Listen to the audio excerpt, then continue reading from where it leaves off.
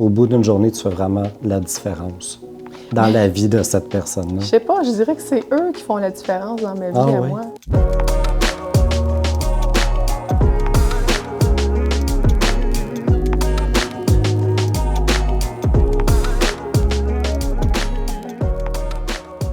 Peux-tu me décrire ta première journée comme infirmière IPS?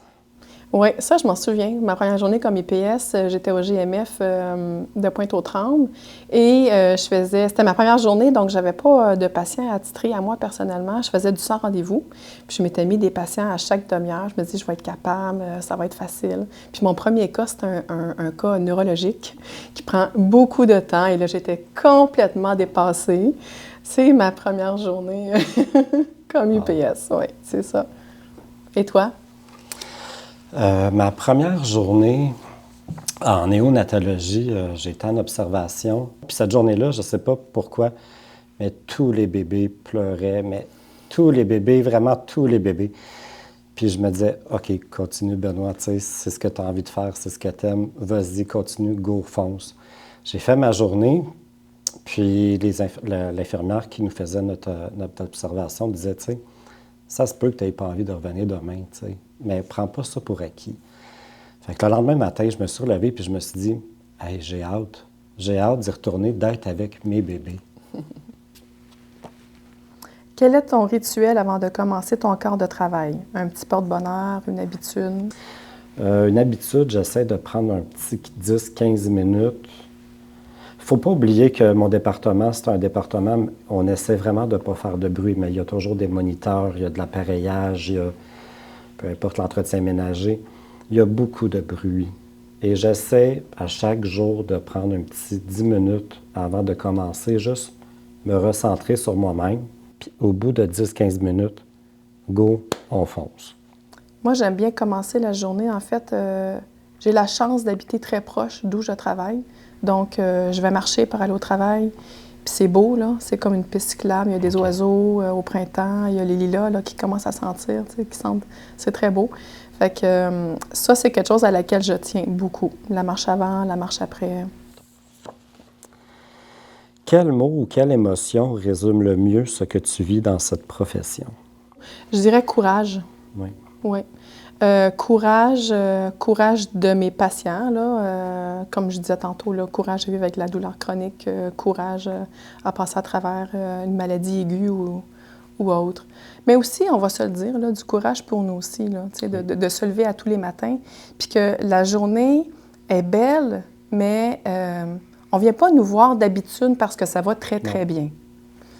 Donc, le courage de continuer. Et toi? C'est de la détermination, je pense. Je suis déterminé à faire d'un moment qui est un peu malheureux quelque chose qui devient heureux. As-tu encore la même énergie aujourd'hui que quand tu as commencé? 25 ans? Oui. Je te dirais que c'est pas la même énergie. Donc, tu sais, quand j'ai commencé, moi, j'avais 19 ans. J'en avais de l'énergie. Donc, travail de nuit, là, temps supplémentaire, go, go, go, on y va. Dans le drame, là, tu sais, aux soins intensifs, cardio, tout ça. Là, j'ai peut-être une autre énergie. J'ai peut-être plus d'écoute, plus d'empathie.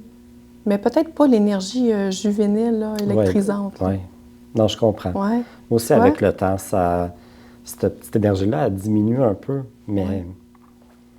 Ben, elle laisse place à d'autres choses. Oui, tout à fait. C'est l'expérience, oui. Comme la sagesse. On vieillit aussi, là, donc forcément, oui. on n'a pas le même regard. Dernière question. Ah, déjà? Oui. Qu'est-ce que tu aimerais que le monde sache sur ton métier? On est en train d'ouvrir la profession, là. Tu sais, moi, je suis chez IPS. Au début, je pouvais prescrire du Pentoloc 2 semaines, là. Maintenant, je peux prescrire de la méthadone. Tu sais, je veux dire, c'est vraiment très, très vaste. Puis je pense qu'on n'a pas fini de faire avancer l'autonomie de la profession. Et toi? C'est nouveau à Maisonneuve-Rosemont qu'on ait les infirmières auxiliaires en néonatologie. Les infirmières ont besoin d'aide. Nous, on est là pour ça, justement. On est un renfort pour eux. Alors qu'aux soins inter, là, on va avoir plus une prise en charge des patients avec justement la tournée médicale, les boires, l'hygiène, les bains, la préparation au congé, tout le volet enseignement aussi, on participe à ça aussi. Et c'est une bonne chose, je crois, que les infirmières auxiliaires puissent avoir intégré les soins intensifs, néonatologie, oui. Oui. Je suis content d'avoir fait ta connaissance aujourd'hui, Julie. Moi aussi, Benoît, Merci je te beaucoup. remercie. On a passé un bon moment. Oui. Tu vois, tantôt, je parlais de courage, là, mais je trouve que c'est courageux d'être un homme en... Quand même, nommons-le, là, un homme en néonate. Je te remercie de faire la différence dans la vie de ces familles-là. Bien, merci beaucoup, je l'apprécie beaucoup.